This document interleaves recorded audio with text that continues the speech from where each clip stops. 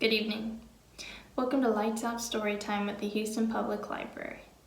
This evening, I will be sharing with you the story of the Sneezing Ghost, a folk story from Picardy, France. A long time ago near Somme, there lived a man who passed by every night sneezing continually. At any hour at which one might pass in the neighborhood, one heard nothing but "Achoo! Achoo!" repeated without ceasing, until passers-by would merely comment, "It is the sneezer." Several times the young men of the village assembled to try and take the sneezer by surprise, but they arrived on the spot, instead of hearing the "Achoo!" they heard nothing at all, and no one was there. Finally, the villagers realized that he had never harmed anyone, and merely contented themselves with making the sign of the cross whenever they heard the noise. One summer, a peasant was passing by through the village after a late market. He started to hear the sneezing. It did not alarm him, but the sound followed him relentlessly. "Achoo! Achoo! Achoo!" Until finally the peasant cried out, "Will you never finish sneezing? May God bless you, you and your cold." He had hardly said the words when a phantom appeared in front of him, dressed all in white. "Thank you, friend. You have delivered me from this suffering. God condemned me to walk the earth sneezing until a charitable living person blessed me. Happily this evening you have delivered me for all time. Once again, thank you, and goodbye." The ghost disappeared, and from that moment on, he was never seen again. Thank you for joining me. Goodbye.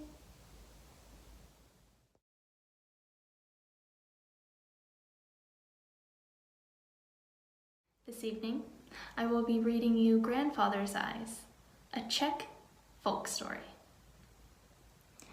Once upon a time, there was a poor boy whom everybody called Janacek. His father and mother were dead, and he was forced to start out alone in the world to make a living. For a long time, he could find nothing to do. He wandered on, and at last he came to a little house that stood by itself near the edge of the woods. An old man sat on the doorstep, and Janacek could see that he was blind, for there were empty holes where his eyes used to be. Some goats that were penned in a shed near the house began bleating, and the old man said, "You poor things, you want to go to pasture, don't you? But I can't see to drive you, and I have no one else to send." "Send me, grandfather," Janacek said. "Take me to your goat herd and let me work for you." "Who are you?" the old man asked. Janacek told him who he was, and the old man agreed to take him. "And now," he said, "drive the goats to pasture. But one thing, Janacek, don't take them to the hill over there in the woods, or the Yazinkas may get you. That's where they caught me." Now, Janacek knew that the Yazinkas were wicked witches who lived in a cave in the woods and went about in the guise of beautiful young women. If they met you, they would greet you modestly and say something like, "God bless you," to make you think they were good and kind, and then once they had you in their power, they would put you to sleep and gouge out your eyes. Oh yes, Janacek knew about the Yazinkas. "Never fear, grandfather. The Yazinkas won't get me." The first day and the second day, Janacek kept the goats near home. But the third day he said to himself, "I think I'll try the hill in the woods. There's better grass there, and I'm not afraid of the Yazinkas." Before he started out, he cut 3 long, slender switches from a blackberry bramble. wound them into small coils, and hid them in the crown of his hat. Then he drove the goats through the woods where they nibbled at leaves and branches, beside a deep river where they paused to drink, and up the grassy slopes of the hill. There the goats scattered this way and that, and Janacek sat down on a stone in the shade. He was hardly seated when he looked up, and there before him, dressed all in white, stood the most beautiful maiden in the world. Her skin was red as roses and white as milk, and her eyes were black as slowberries, and her hair, dark as the raven's wing, fell about her shoulders in long, waving tresses. She smiled and offered Janacek a big red apple. "God bless you, shepherd boy," she said. "There's something for you that grew in my own garden." But Janacek knew that she must be a Yazinka, and that if he ate the apple, he would fall asleep, and then she would gouge out his eyes. So he said politely, "No, thank you, beautiful maiden. My master has a tree in his garden with apples that are bigger than yours, and I have eaten as many as I want." When the maiden saw that Janacek was not to be coaxed, she disappeared. Presently, a second maiden came, more beautiful, if possible, than the first. In her hand, she carried a lovely red rose.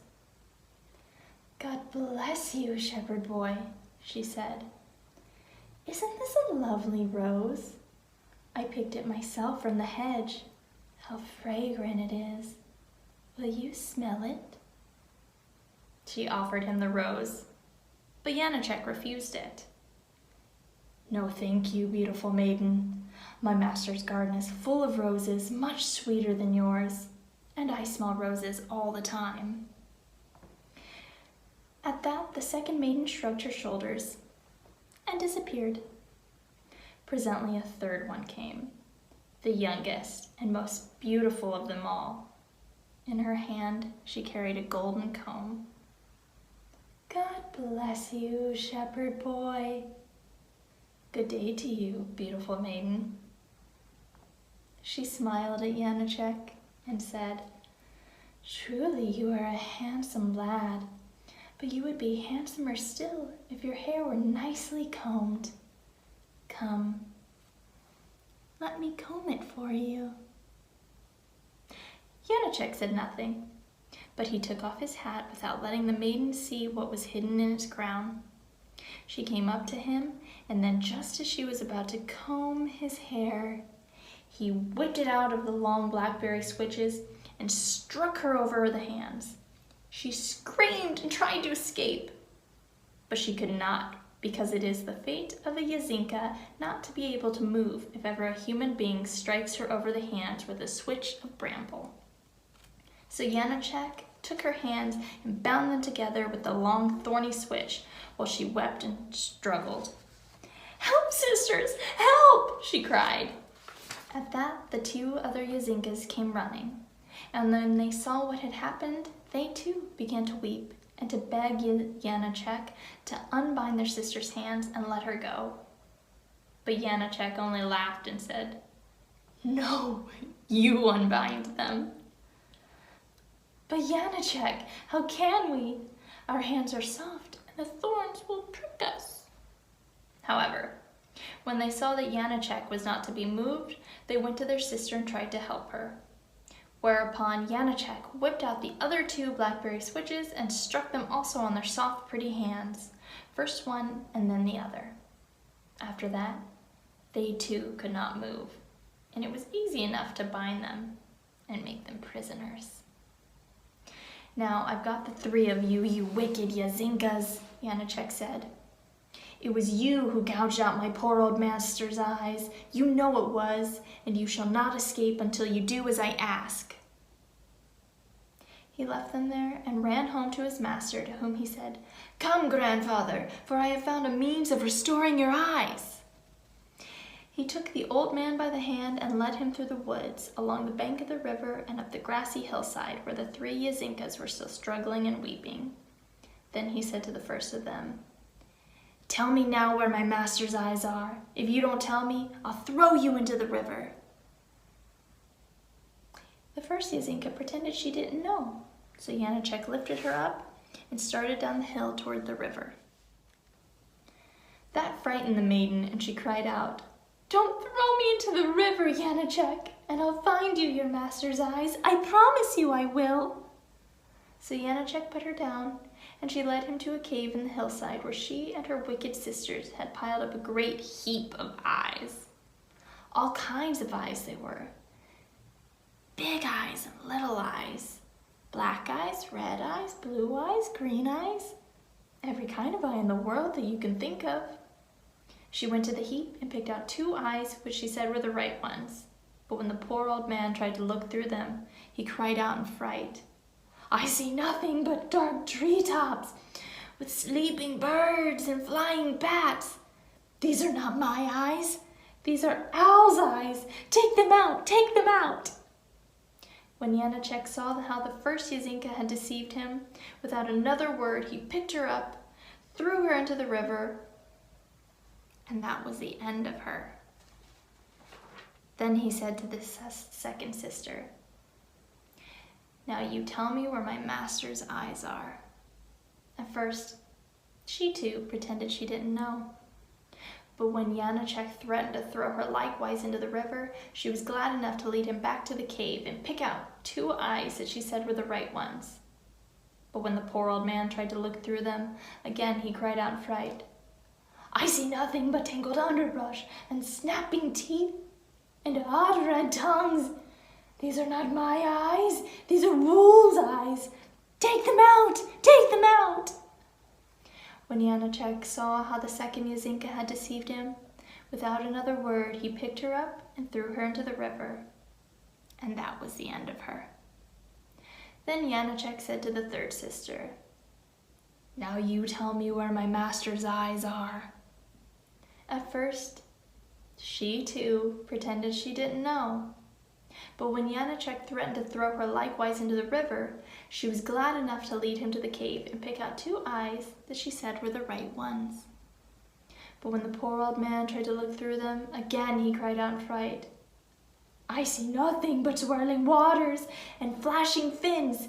These are not my eyes. They are fishes' eyes.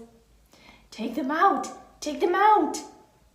When Janacek saw how the third Yazinka had deceived him, without another word he was ready to serve her as he had served her sisters. But she begged him not to drown her, and she said, "Let me try again, Janacek, and I'll find you the right eyes. I promise I will." So Janacek let her try again, and from the very bottom of the heap she picked out 2 more eyes that she swore were the right ones. When the old man looked through them, he clapped his hands and said, "These are my own eyes, praise God. Now I can see as well as ever." After that, the old man and Janacek lived on happily together. Janacek pastured the goats, and the old man made cheeses at home, and they ate them together. And you may be sure that the third Yazinka never showed herself again on that hill. The end. Thank you so much for joining me this evening. Goodbye.